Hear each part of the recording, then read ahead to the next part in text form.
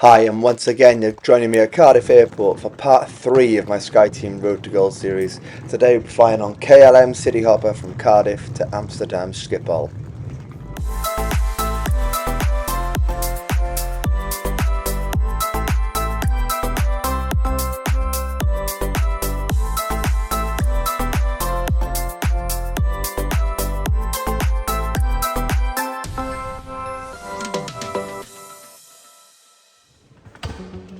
As I said in the intro, welcome back to episode 3 already. From Cardiff to Amsterdam Schiphol on a KLM Cityhopper Embrear 190.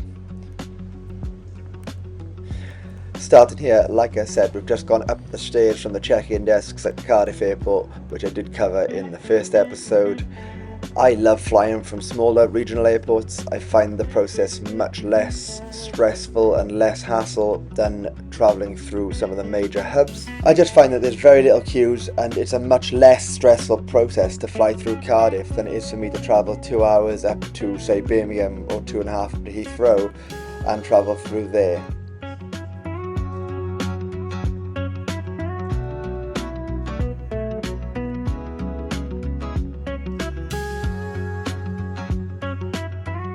As all airports, you go through the usual duty-free maze. Even the regional airports aren't exempt from this. A lot of Welsh products on display is really nice to see. Some of the things here are actually quite good value. I did have a nose round on my last trip. I was arriving relatively late, straight off the back of a night shift this time, so I was just heading straight to the lounge.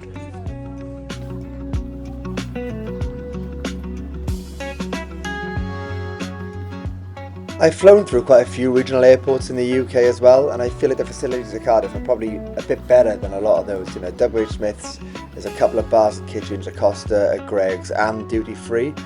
Travelling through some of the other regional airports, the one that sticks out in my head is Inverness.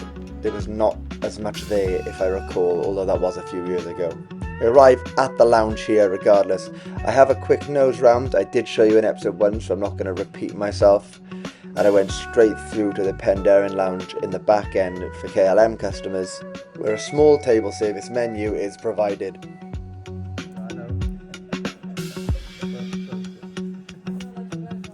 Had a nice chat with a lovely lady in the corner there before I took my seat and had a quick nose out at the British Airways maintenance facility at Cardiff.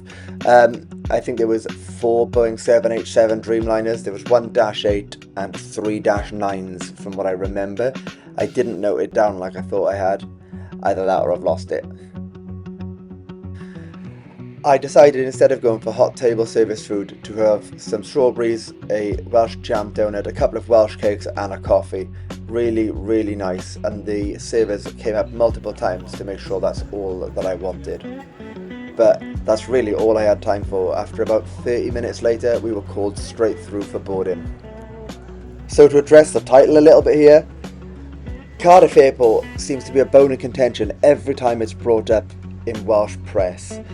The reasoning for it is because the Welsh Government took it over in 2013 to try and stop a private decline that the airport had been dropping numbers and routes year on year and year. The airport still has not made a profit really since the government took it over. It was showing a sharp increase before the COVID-19 pandemic, in which case, as all air travel did, everything shot down and it has not got back up to them levels yet. But because it's owned by the Welsh Government, it's constantly used as a political tool to bash from one side to the other.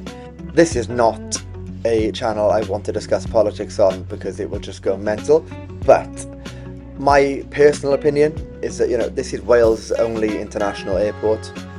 As a country, transport infrastructure is crucial and Wales needs an airport. It may be loss-making. I do understand the frustration of people saying taxpayers' money is being wasted, but Wales is better off with an international airport than without it. And in reality, it doesn't really perform financially any different to any other regional airport. Just as soon as I got to the gate, boarding group 1 was called and we were called on board the aircraft. So this Embraer 190 would take us on a short 55-minute hop over to Amsterdam Schiphol today from Cardiff. As we boarded, the crew actually sat in the passenger seats. They were clearly not told that the aircraft was ready for boarding. I've taken the bit out where they were taken by surprise when I boarded, because it wasn't really their fault. They should have been told by the ground staff that it was time for boarding. As I've repeated in my last 2 videos, it's an economy seat with a scaled service. A pre-departure beverage was offered before we were swiftly on our way to Amsterdam. I usually leave the takeoff unedited, but I had a lovely lady to the right of me who was quite chatty, so I'm trying to drown out what she was saying, as I don't want anything she said to end up in the video. Not that anything was bad or anything private was said, but I don't know what she would have wanted on the internet, and it's not my place to upload anything without permission.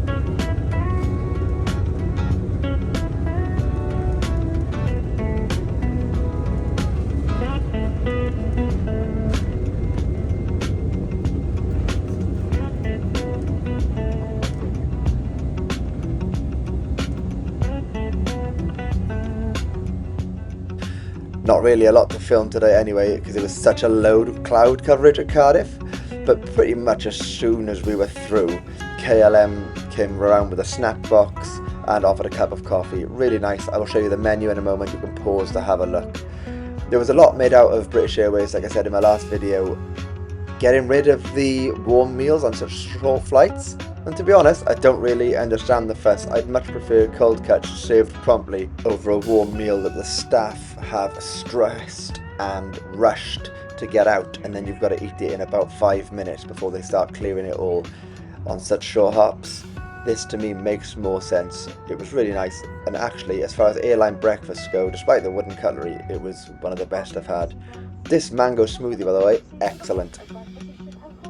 Another quick drink service was provided quickly before we started our descent onto the Polderbaan runway at Amsterdam Schiphol Airport.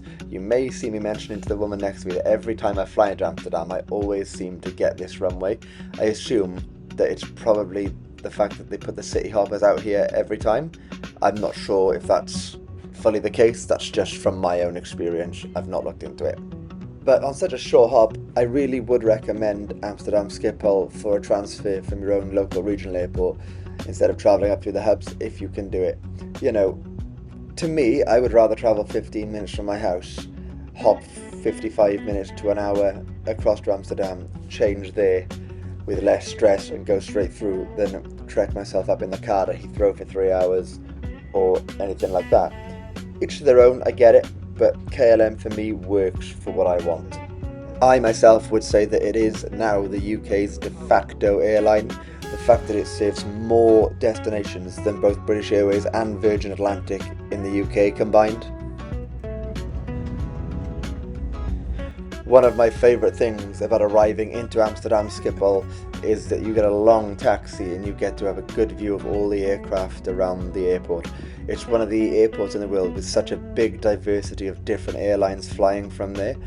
Whereas, say when you take London for example, you have the TUI aircraft here alongside the KLMs and the full service carriers. In the UK they seem to be split between, in London like I said, Gatwick and Heathrow, or Heathrow and Stansted, or Stansted and Luton, etc. You get the idea. I really enjoy taxiing through Schiphol for such a variety of aircraft that you get to see.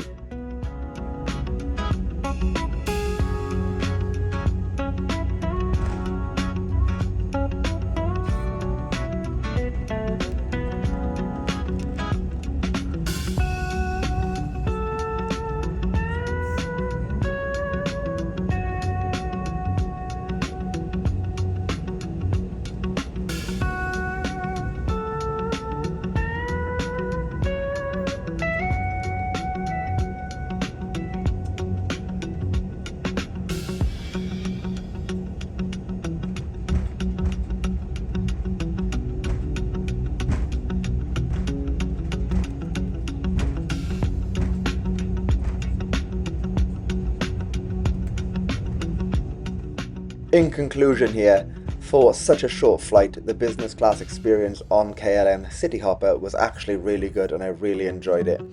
As I board a bus here to go back to the terminal and to film the next part of the series, I would just like to once again say thank you very much for sticking around and watching again. Please like and subscribe. We'll be back next time. Thank you.